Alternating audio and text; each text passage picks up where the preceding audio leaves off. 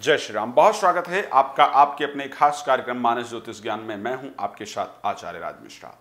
एक विषय उठता है जब भी हम पितृपक्ष की बात करते हैं, श्राद्ध की बात करते हैं, कि क्या स्त्री श्राद्ध कर सकती है, क्या महिला श्राद्ध कर सकती है। इसको लेकर के बहुत सारी अलग अलग बातें होती हैं, बहुत सारे प्रश्न चिन्ह खड़े होते हैं। बहुत सारे लोगों का ये मत होता है कि नहीं, स्त्री श्राद्ध नहीं कर सकती है। बहुत सारे लोग अपना मत इस प्रकार प्रकट करते हैं कि स्त्री श्राद्ध कर सकती है। आखिर सच्चाई क्या है? क्या एक स्त्री श्राद्ध कर सकती है या श्राद्ध नहीं कर सकती है? इन दोनों विषयों पर अगर देखा जाए तो कई बार ये बहुत विवादास्पद जो विषय है वो बन जाता है। लेकिन जब हम पुरातन समय में जाकर के देखते हैं, पुरातन युग में जाकर के देखते हैं, और इवन हम जब शास्त्रों का अध्ययन करते हैं तो स्त्रियों को बहुत सम्मान की दृष्टि में शास्त्र के अंतर्गत संबोधित किया गया है।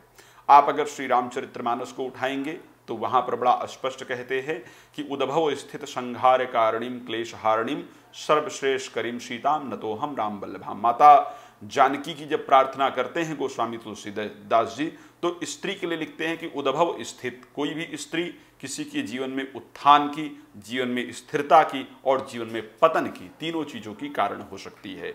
तो ऐसे कंडीशन में स्त्री को सर्वश्रेष्ठ स्थान प्रदान किया गया है।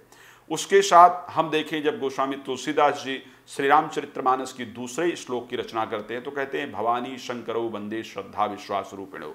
सबसे पहले वो माता पार्वती की वंदना के बाद भगवान शिव की वंदना करते हैं। यानी पुरुष को सदैव स्त्री को पहले और पुरुष को बाद में जो है वो दिया गया है, उपमा दी गई है।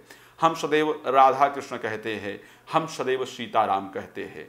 तो आखिर धार्मिक कार्य से, स्पेशली पितृ के कार्य से, मैं एक बात और कह सकता हूं, अगर मैंने अपने जीवन में अनुभव किया है, किसी हो सकता है कुछ घरों में अलग होता हो, लेकिन जनरली जो मैंने अपने जीवन में अनुभव किया है कि हमेशा पुत्र की अपेक्षा पुत्री को मैंने पिता को ज्यादा प्रेम करते हुए देखा है।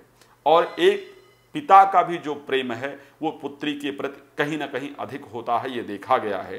कभी भी हर पिता अपने पुत्री की समस्त इच्छाओं को पूर्ण करना चाहता है और पुत्री भी पिता के जीवन के समस्त दुखों का सदैव ध्यान रखती है। पुत्र शायद बाद में दुखी हो, लेकिन पुत्री जो है वो पहले दुखी होती है। तो ऐसी कंडीशन के अंतर्गत शास्त्र भी इस शब्द को कहता है। और जब हम पुरातन इतिहास में जाते हैं तो हमने देखा है कि माता जानकी ने महाराज दशरथ का पिंडदान किया था। आप लोगों ने इस वर्णन को सुना होगा।